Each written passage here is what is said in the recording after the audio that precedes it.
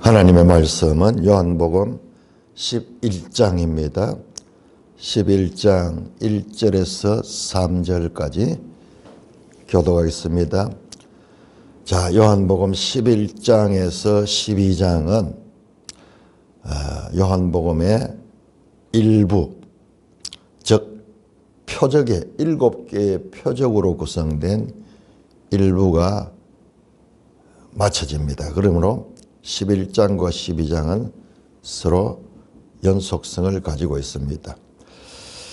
그리고 13장부터 나머지 21장까지 2부는 내용을 우리가 연구를 해보면 확연하게 달라요. 거기는 하루하루 일어난 일들이 자세하게 십자가를 앞두고 이 마지막 그 한 주간에 가르치시는 내용, 행하시는 내용, 그리고 십자가의 죽으심과 부활까지. 그래서 13장부터 나머지 부분을 영광의 책이라고 합니다. 영광이. 아니, 십자가에 죽는데 왜 영광이야? 오늘 본문에도 매일 성경 제목이 영광을 기다린다 그러죠. 예수님은 십자가의 죽으심이 영광의 때예요. 그 일을 하시기 왔어. 죽으시고 부활하시고 성천한 죽으심부터 나무에 달릴 때부터 지금부터는 이제 하늘로 향하는 소위 그 부분을 신학적으로는 성귀라고 해요. 성귀. 잘 안 쓰는 용어죠. 성귀한다. 성귀는 부활, 성천, 보좌 우편에 앉음, 성자가 이게 올라갈 성자, 귀자, 존귀한 자리로 그 올라가는 보좌 원래 있던 그 자리로 올라가시는 과정이에요. 그러니까는 지금 사회상은 이 땅에 사람의 몸을 입고 있는 이때는 수치와 치욕의 순간인 거예요. 하나님이 사람이 되신 거예요. 하나님 사람이. 이거는 비하, 신학적으로 비하한 것, 자기를 낮추어서 전부 이게 한자인데 어떻게 우리가 한자를 공부 안 하고 우리 어떻게 말하는지 모르겠어. 정말 이상하죠. 우리 뭐 단어 자체가 전부 한자를 사용하는데 왜 한자 공부를 안 시키면은 그러면 도대체 이거는 뭐 외우는 수밖에 없는. 그리고 이거는 뭐 잘 안 쓰는 용어 같은 거는 당하면은 뭐.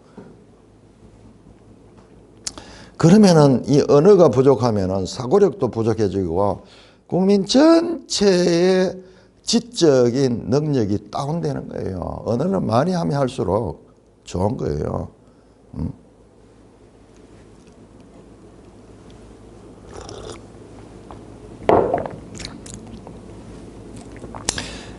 자, 그래서 이제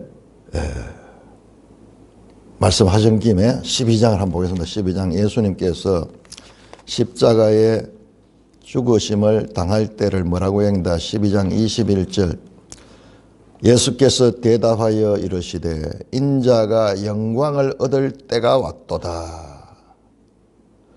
그리고 27절에 보면 이때를 내가 이를 위하여 이때 왔으나 예수님이 이 땅에 비하되신 목적이 이 과정, 십자가의 죽으심과 부활과 성천과 보좌 우편과 이 과정을 통해서 어떻게 됩니까? 본인이 낮아지시고 본인이 올라가시는 그 과정을 통해서 이 세상이 구원을 얻을 수 있는 그와 같은 길을 여시는 거죠. 자, 11장 1절에서 3절까지 교독합니다. 어떤 병자가 있으니 이는 마리아와 그 자매 마르다의 마을 베다니에 사는 나사로라. 이 마리아는 향유를 주께 붓고 머리털로 주의 발을 닦던 자요 병든 나사로는 그의 오라비더라.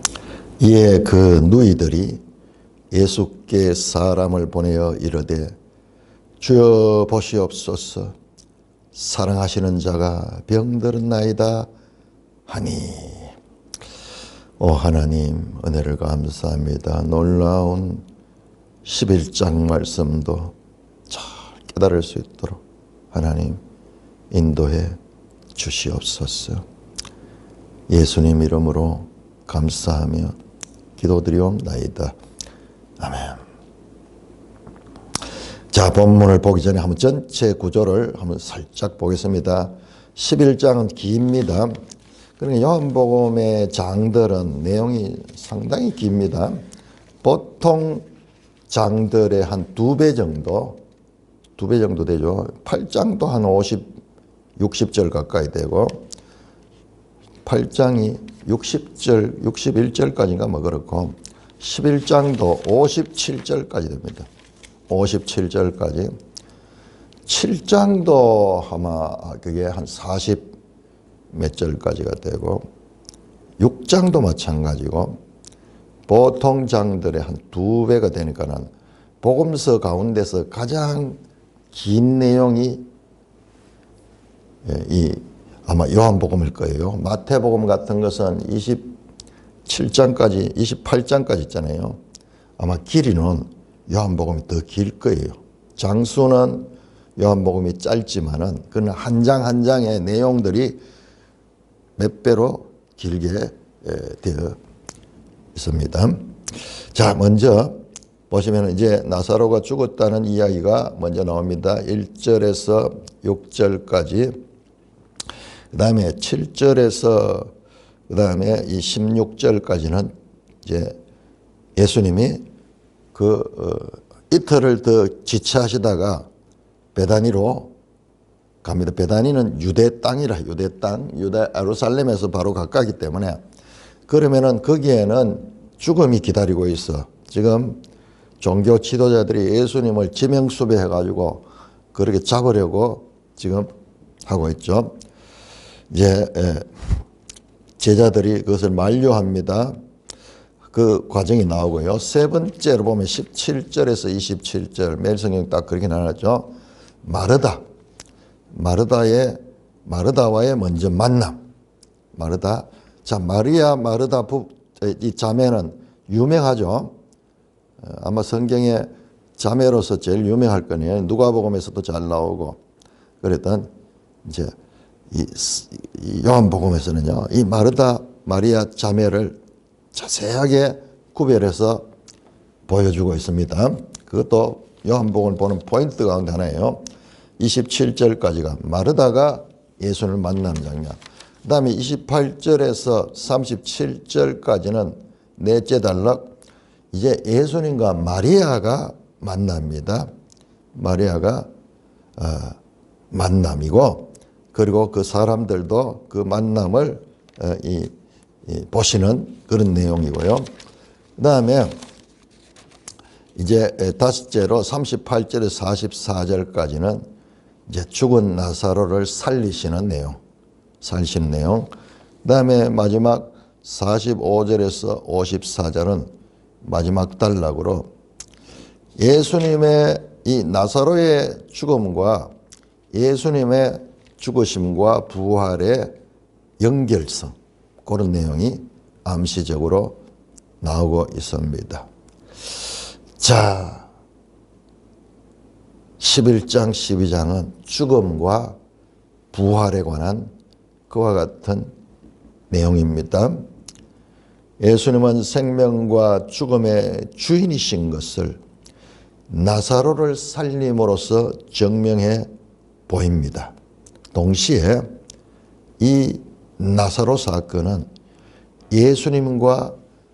예수님의 죽음과 부활을 향하여 가는 이중적인 의미를 가지는 사건이기도 합니다.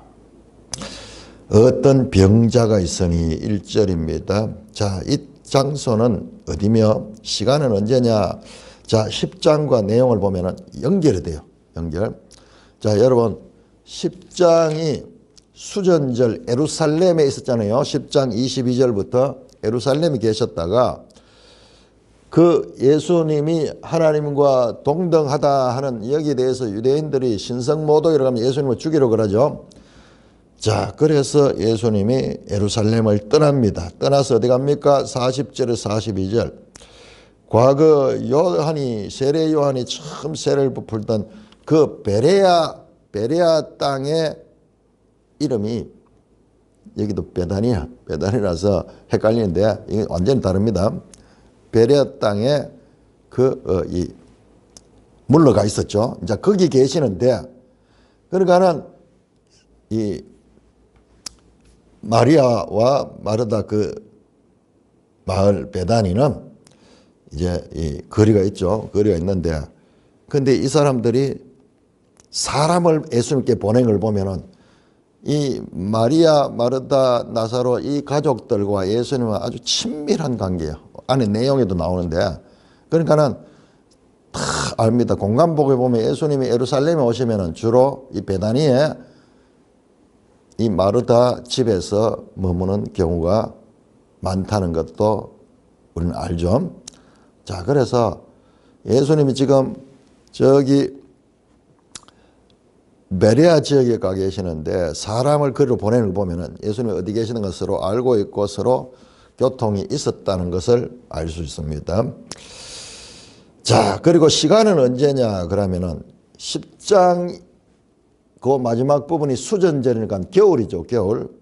지금 이제 12장에 가면 6월절이 등장해요. 6월절 엿새 전이 등장하는데, 그러면은 수전절과 6월절 그 중간 이제 이 6월절이 우리 양력으로 치면 3, 4월에 3, 4월 봄입니다. 봄.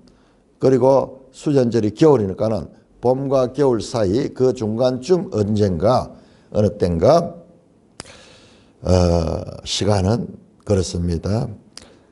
어떤 병자가 있으니 이는 마리아와 그 자매 마르다의 마을 베다니에 사는 나사로라. 요한복음은 이와 같은 깊은 내용들도 깊지만은, 그리고 표면적으로 드러나는 아주 이 사소해 보이는 내용도 의미를 가지고 있습니다. 자, 여기에 등장하는 거 보면은 마리아와 마르다 그 자매 이름을 항상 같이 나오죠. 그런데 여기서 마리아와 그 자매 마르다라고 나옵니다. 사실상 내용을 보면 마르다가 언니. 아마 언니라도 나이 차이가 좀 나는 것 같아요. 그리고 학자들은 이 나사로가 중간이고 마르다가 제일 큰 언니고, 그리고 나사로가 그 중간이고 마리아가 그 나사로의 동생, 그렇게 봅니다. 그렇게 봅니다. 아마 이들은요 결혼했던 자들일 거예요. 결혼했던 자들. 우리는 그냥 뭐 이 사람들 나오니까는 그냥 뭐 오누이하고 그 뭐 호랍이 그 오빠하고 사는 것 같은데 그렇지 않아요. 부잣집이에요. 큰 부잣집이에요. 12장에 보면은 이들이 온 동네를 위해서 잔치도 베풀고, 그리고 예수님과 그 제자들이 그 집에 가서 머물 수 있을 정도 같으면 집도 규모도 커야 되겠죠. 그렇게 그렇습니다. 자, 마리아와 그 자매 마르다. 마리아 이름이 먼저 나옵니다. 분명히 마르다가 누이거든요. 다른 성경에 보면 마르다의 집이라고 돼. 마르다가 아마 부모님은 안 계실 수도 있겠어요. 그것도 몰라요. 성경에서 그것까지 다 설명 안 하니까는 마르다가 그 집을 대표하는 인물로 나오는 경우가 있습니다. 베다니에 사는 나사로다.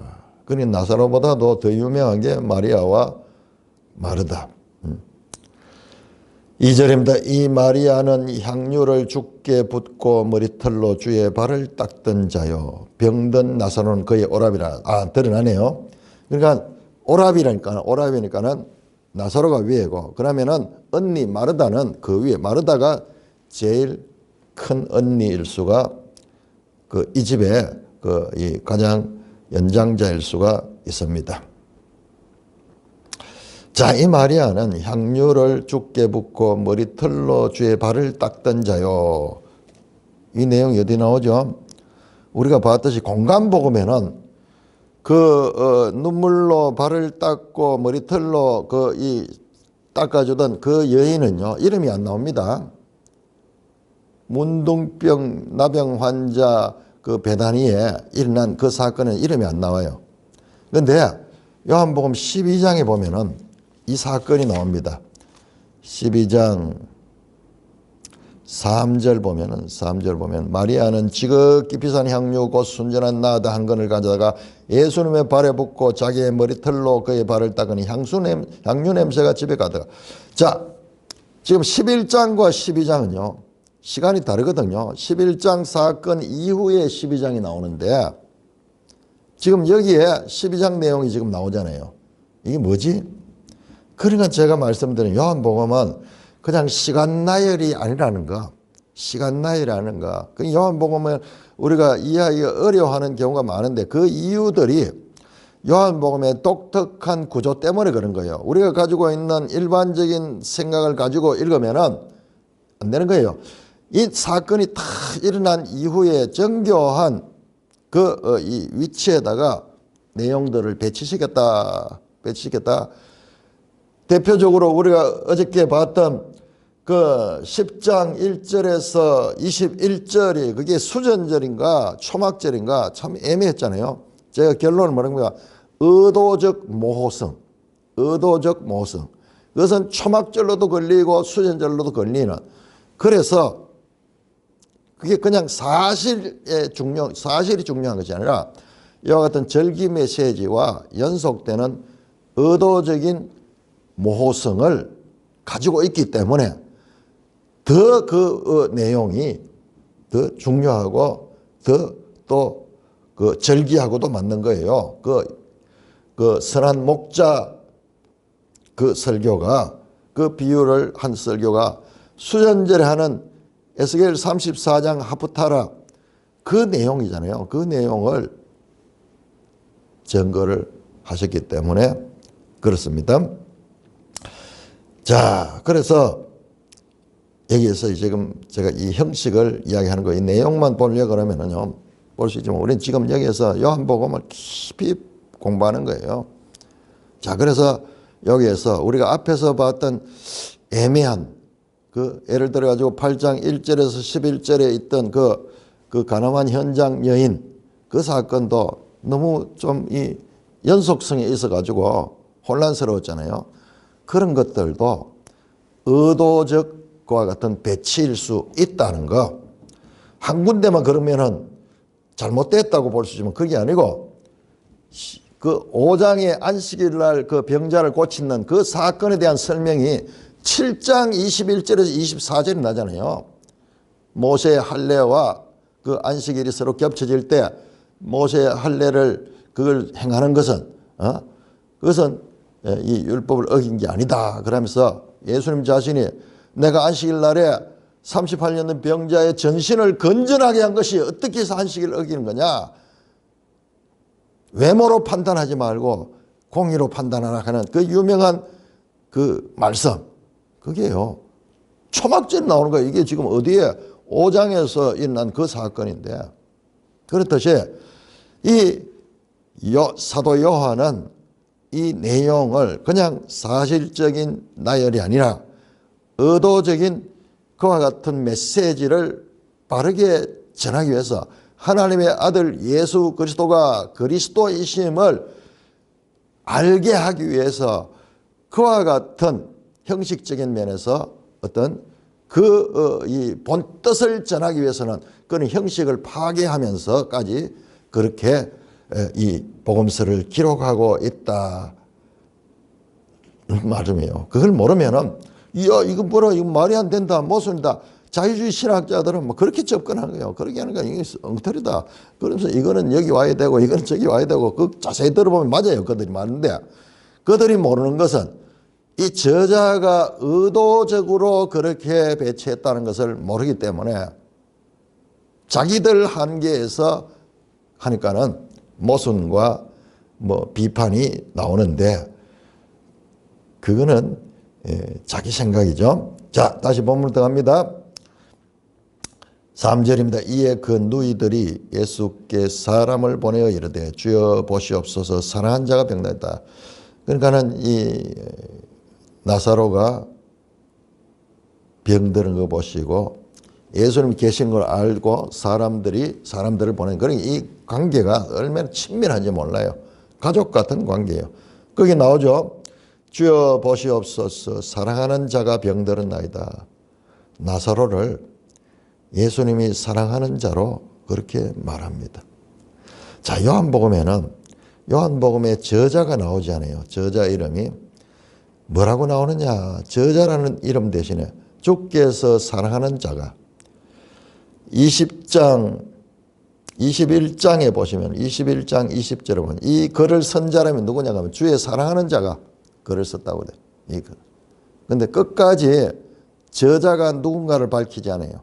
사랑하는 자, 주께서 사랑하는 자를 그 익명으로 자신을 감추면서 했는데, 자, 여기 나사로도 보니까는 주께서 사랑한 자가 병들었다. 그래도 어떤 사람들은 이 요한복음을 나사로가 기록했다. 그렇게 이야기하는 사람이 있어요. 이제 이것 때문에. 사랑하는 자가 여기 한 명밖에 없다. 그럴 정도로 있는데, 자, 여기서는 그것은 지나친 해석이고 사랑하는 자가인데 주님의 인간관계가 얼마나 사랑의 관계였던가도 볼 수 있고, 그리고 이 가족들과 예수님의 친밀성을 엿볼 수 있는 내용입니다. 자, 이 내용은 이제 11장 전체를 이해하는데 아주 이 배경이 되는 시간 수전절과 유월절 이전 그 중간, 수전절 이후 유월절 이전 그 중간, 장소 베다니, 예루살렘에 아주 가까운 곳이요. 거의 예루살렘과 생활권이요. 경산 대구처럼 그렇게 되는. 그 다음에 가족들 나사로, 마리아, 마르다. 자, 이 사람들이 앞으로 요한복음 전체의 이 내용의 중심적인 역할을 하게 될 것입니다. 자, 4절에서 자, 사람을 보내서 근데 오시옵소서 그렇게 하지 않고 그냥 사실만 보고합니다.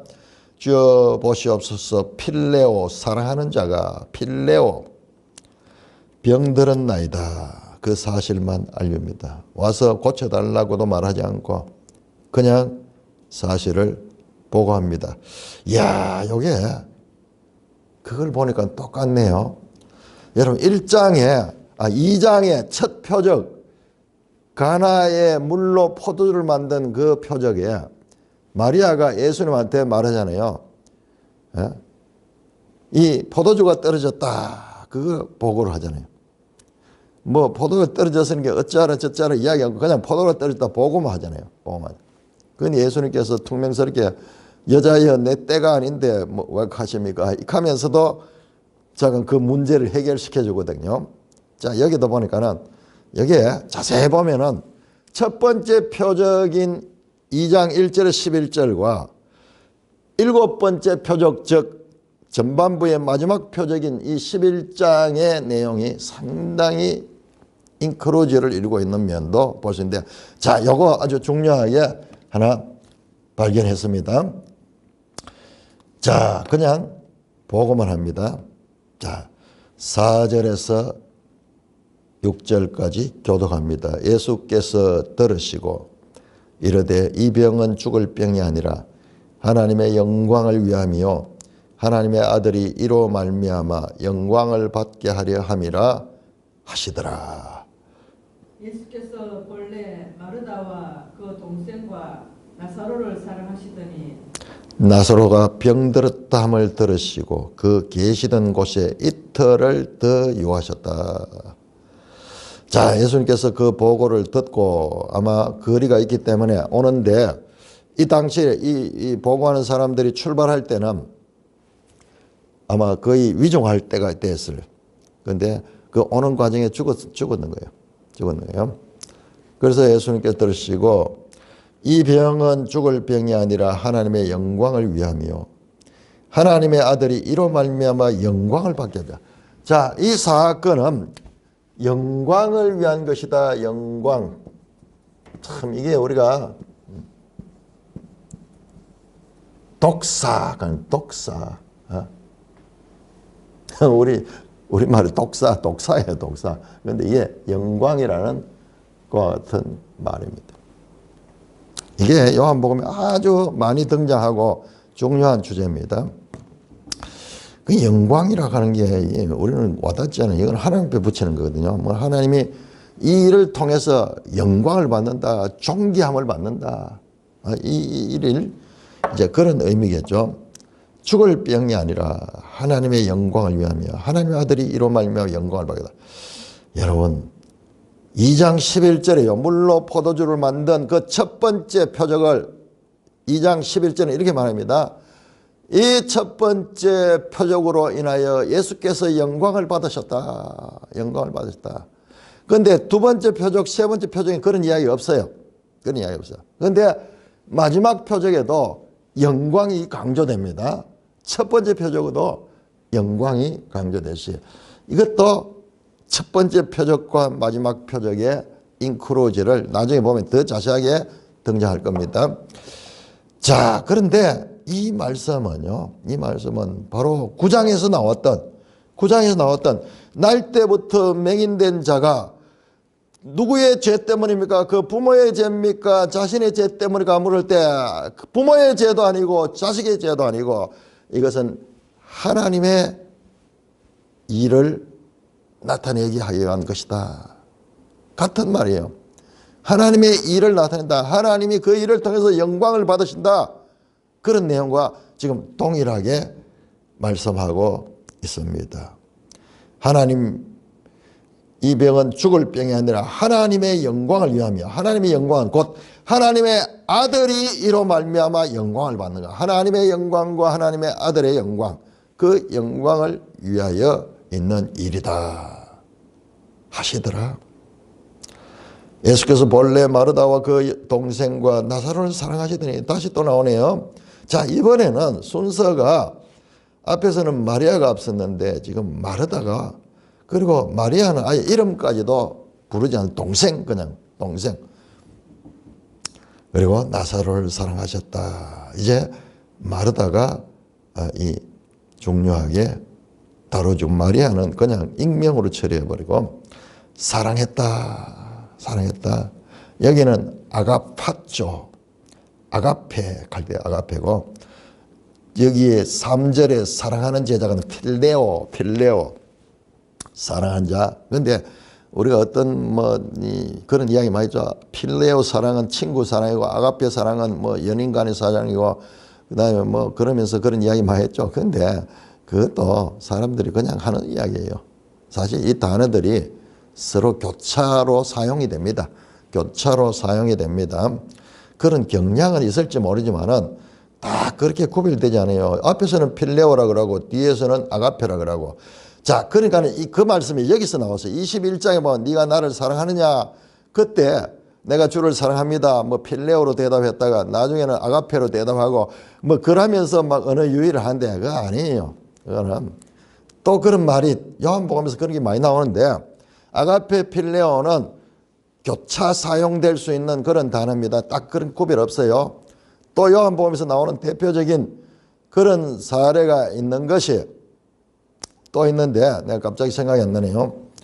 이런 사랑도 그렇고 또 요한복음에서 나오는 그런 표현이 나오는데 좋습니다. 레마와 로고스. 자, 로고스는 그냥 선포된 말씀이고 레마는 내한테 들려지는 그런 말씀. 그러면서 어떤 여자 그 목사님이 그때 유행을 했죠. 그래서 레마의 말씀을 들었네. 아니에요. 교차 사용이 됩니다. 교차 사용이 되는 건. 그러니까 좀 원어를 공부를 좀 하고 이랬다고 딴 사람 모르는 거 알았다고 그런 식으로 우겼던 거야. 그거 아니에요.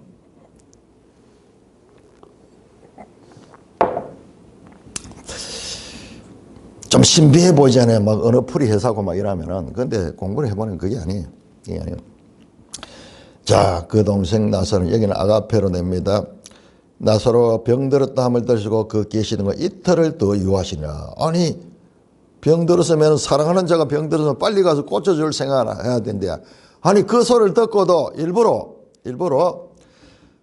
병 들었다 함을 들으시고 그 계시던 거 이틀을 더 유했다. 완전 뜻밖이죠.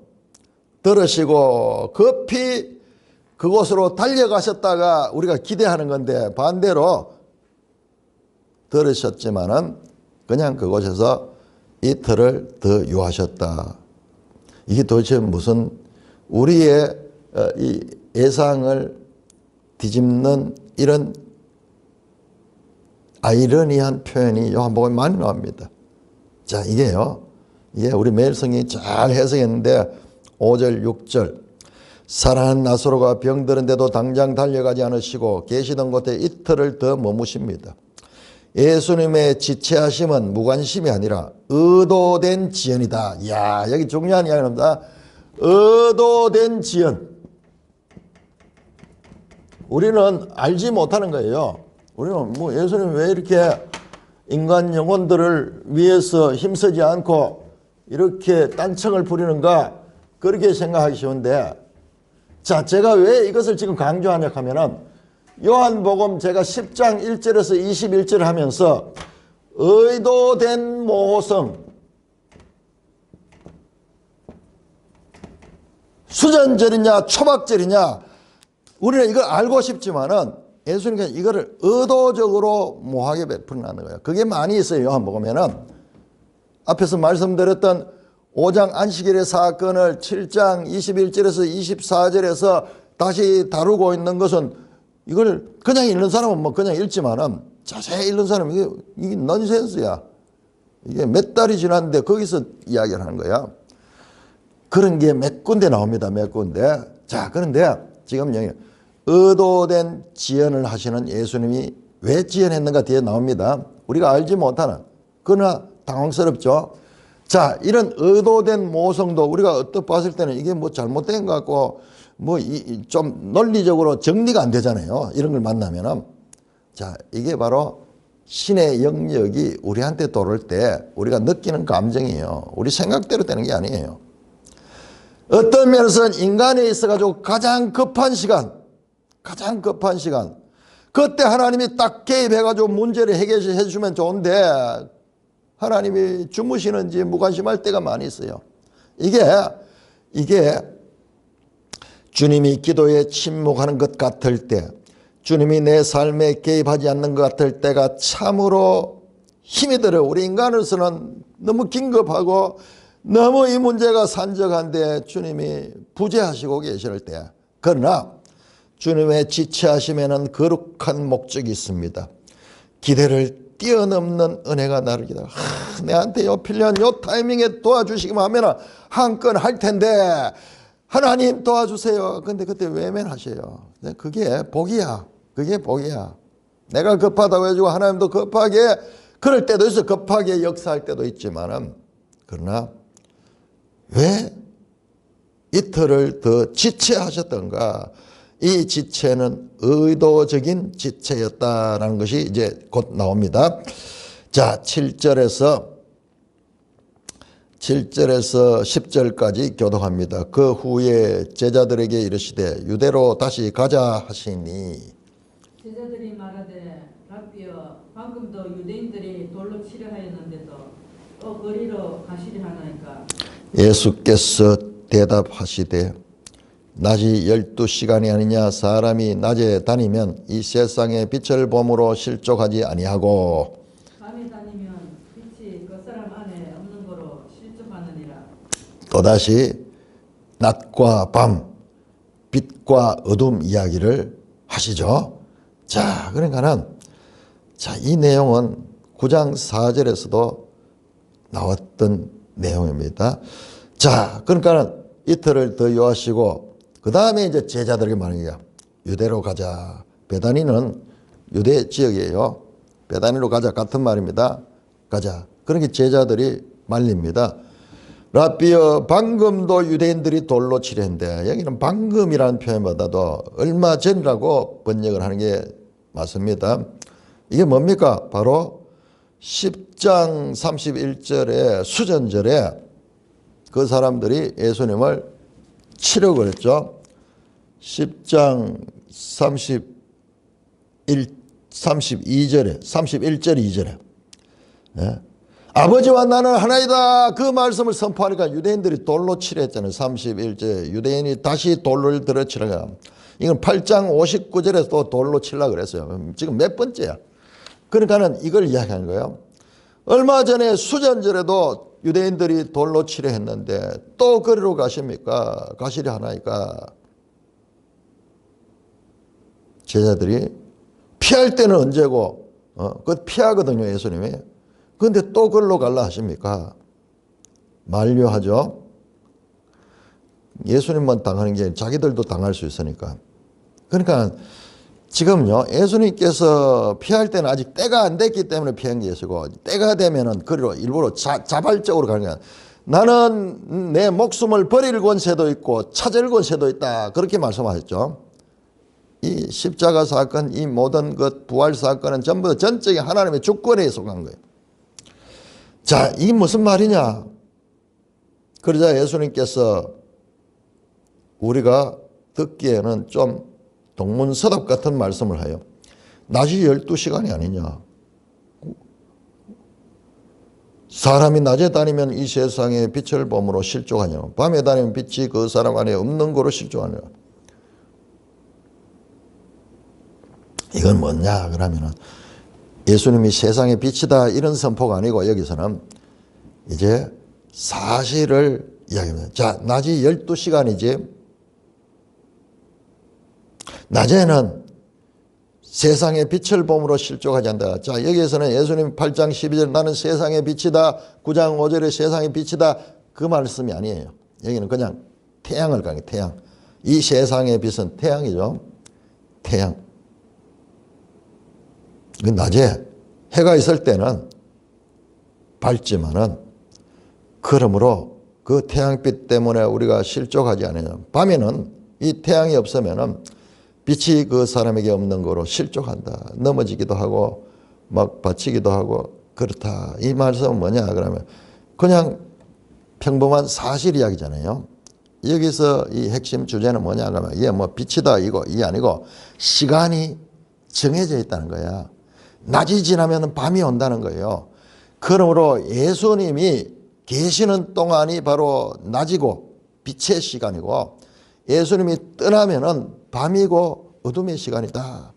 그 말씀입니다.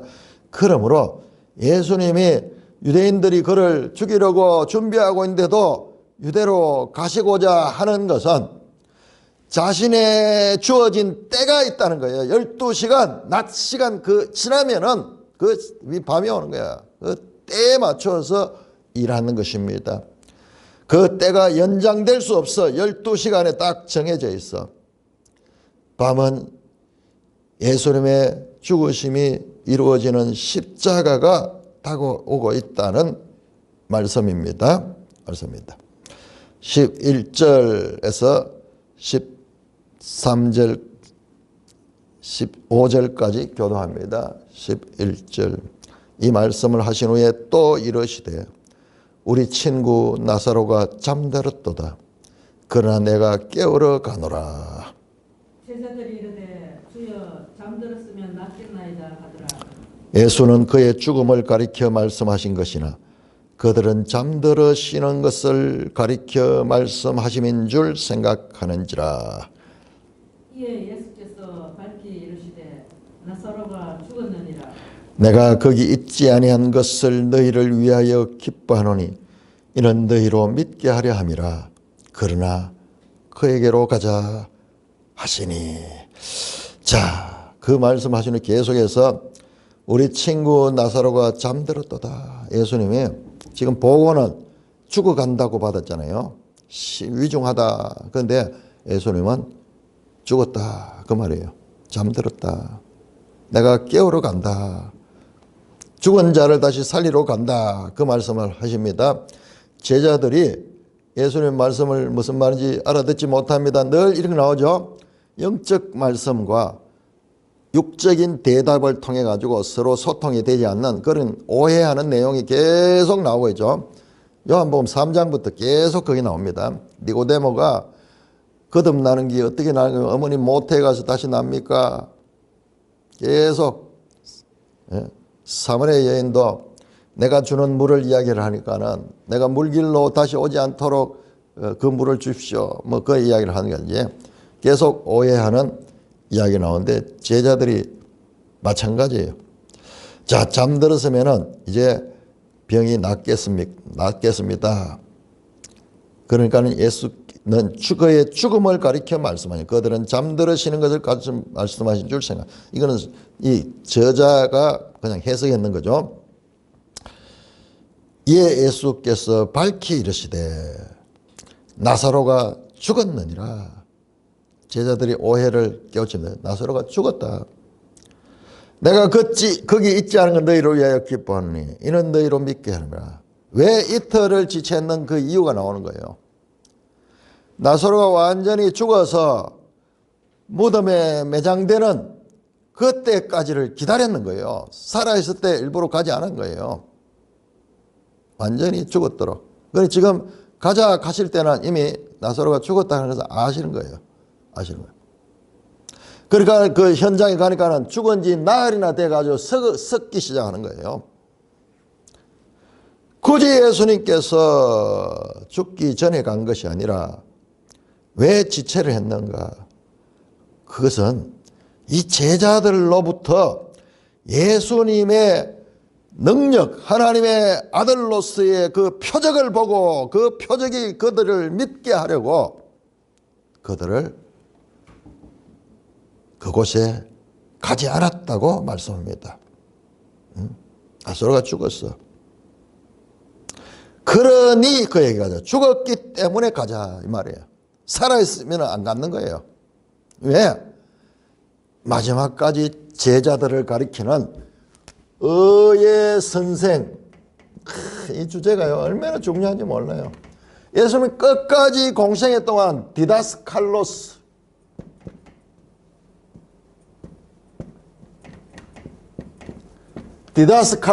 선생으로서 역할을 선생으로서 의로운 선생.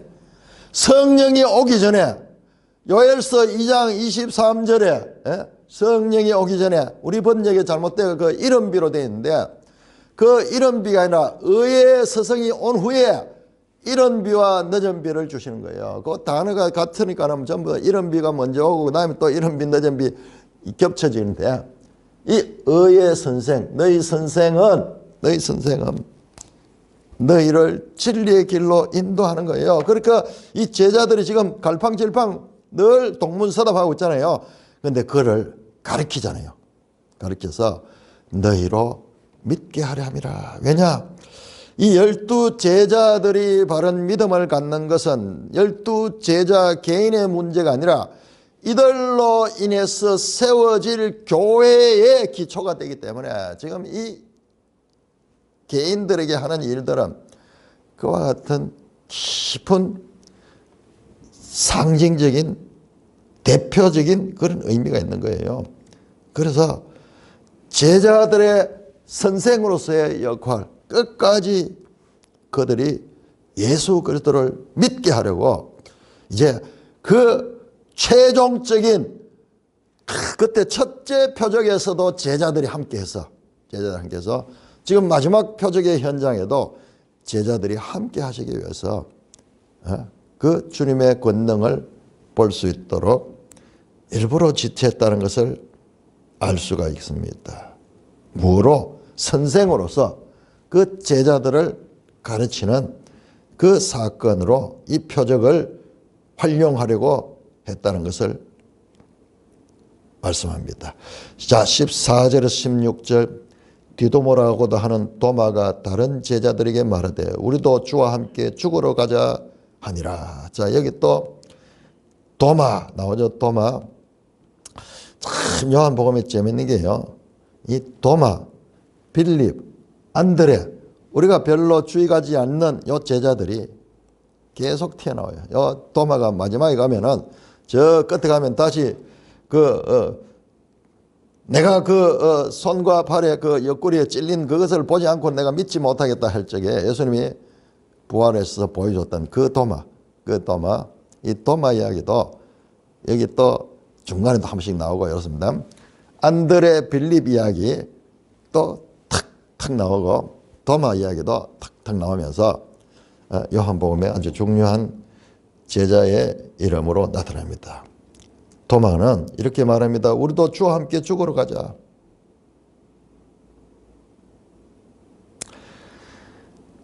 오해를 하고 있습니다. 예수님이 위험에 처했듯이 제자들도 위험을 각오했다. 그러니까 가면은 예수님이 죽으면 우리도 같이 죽는다. 이제 그런 뜻으로 이야기했는데 그는 용기와 신실함을 보여줍니다. 그러나 그것은 오해입니다.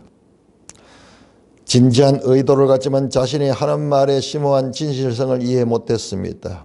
자, 이게 이런 것도 뒤에 가야바도 그렇고 계속 이런 게 나.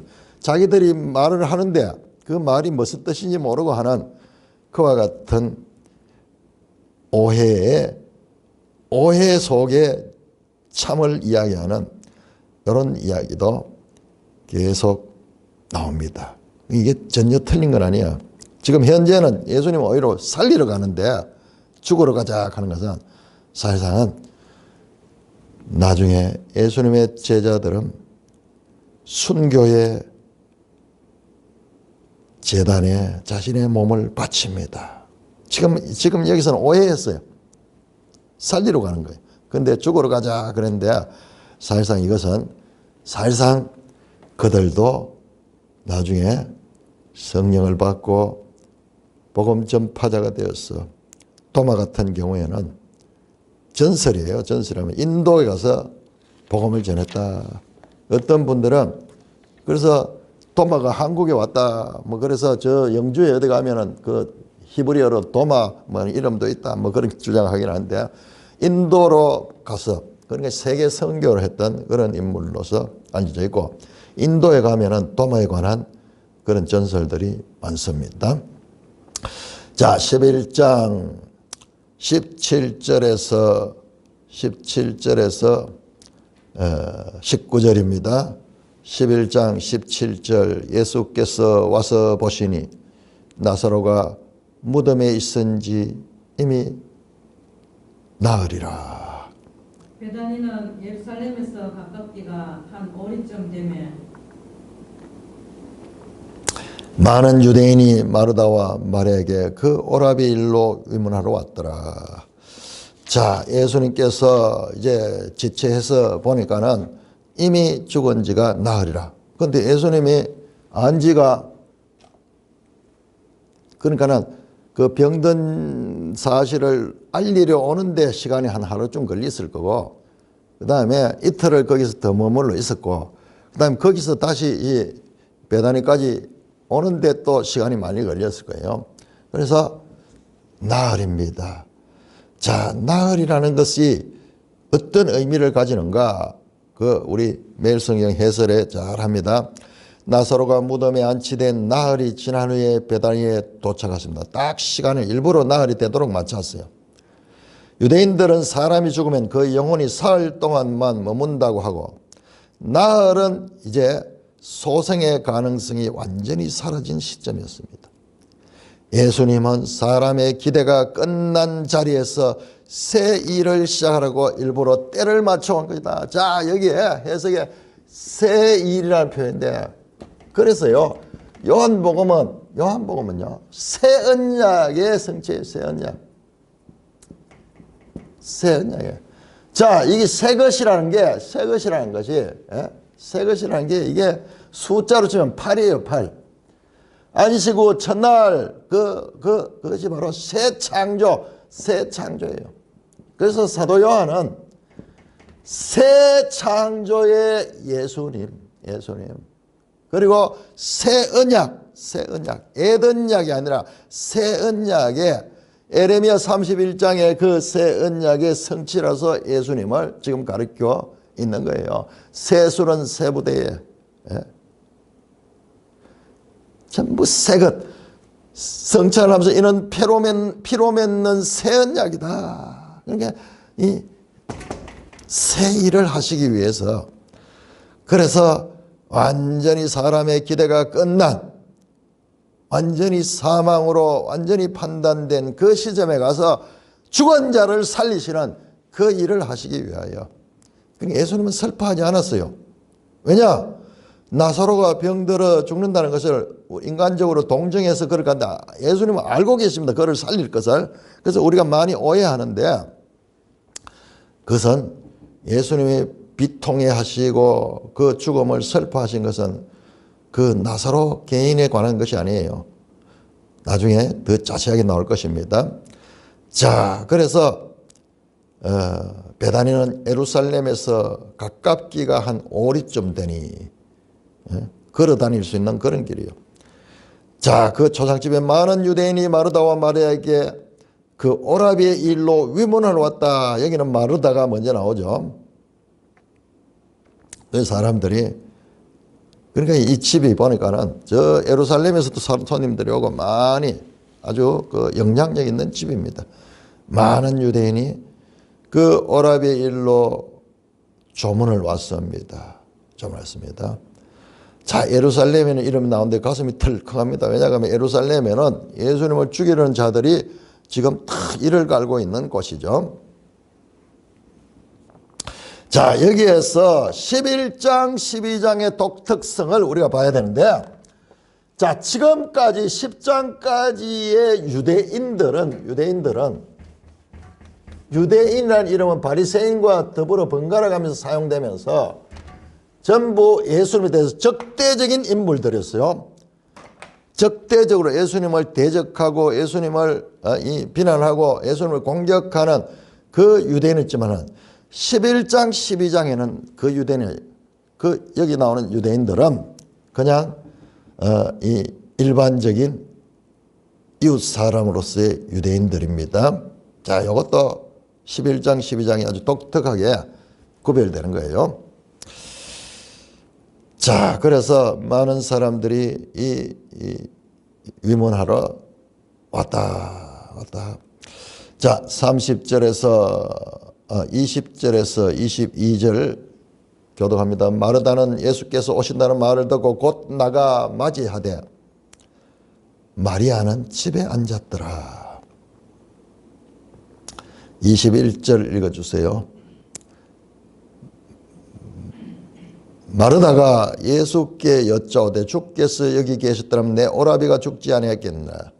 그러나 나는 이제라도 주께서 무엇인지 하나님께 구하는 것을 하나님이 주실 줄을 아나이다. 자, 마르다는 누가복음에도 나오듯이 아주 적극적인 행동파예요. 지금 여기도 동일하게 나타납니다. 자, 먼저 마르다가 집에 기다리지 않고 예수님이 오신다는 소문을 듣고 곧 나가서 집에 들어오기 전에 집 바깥에서 맞이했습니다. 근데 마리아는 집에 앉았더라. 야, 날 이렇게 지금 마리아 마드라들 이렇게 대조를 하면서 의미를 가있어요. 의미가 있습니다. 자, 이런 걸 우리 딱 기억을 하고 마르다와 마리아 누가복음에 그대로 이렇게 행동이 다른 모습을 보여줍니다. 마리아는 비교적 소극적이고 누가복음 10장에 나오면 마리아는 늘 앉아서 예수님 말씀을 듣고 마르다는 앞장서서 막 예수님을 막 접대한다고 분주해가지고 나중에 짜증내면서 마리아 내가 내 좀 도와주라 하세요. 예수님께서 너는 여러 가지 일로 분주하지만 마리아가 옳은 일을 하고 있다. 이 말씀을 듣는 것을 우선하는 마리아를 칭찬하는 내용이 나왔죠. 자, 여기도 그와 연속성 있는 내용이 나옵니다만은 제가 이걸 보니까 이번엔 좀 역전이 되는 것 같아요. 자, 마르다의 적극성을 우리가 여기서 또 확인할 수가 있습니다. 자, 마르다가 말하면 주께서 여기 계셨다면, 이 베단에 있었다면 내 오라비가 죽지 않았을 겁니다. 좀 원망하는 듯한 그런 느낌도 있습니다. 그런데 이어서 바로 그러나 나는 이제라도 주께서 무엇이든지 하나님께 구하는 것을 하나님이 주실 줄 아나이다. 그러면서 자신의 말을 부인하면서 끝이 아니다. 이제라도 주께서 무엇이든지 하나님께 구하시는 것을 하나님 주실 줄 아나이다. 그렇게 말씀하고 있습니다.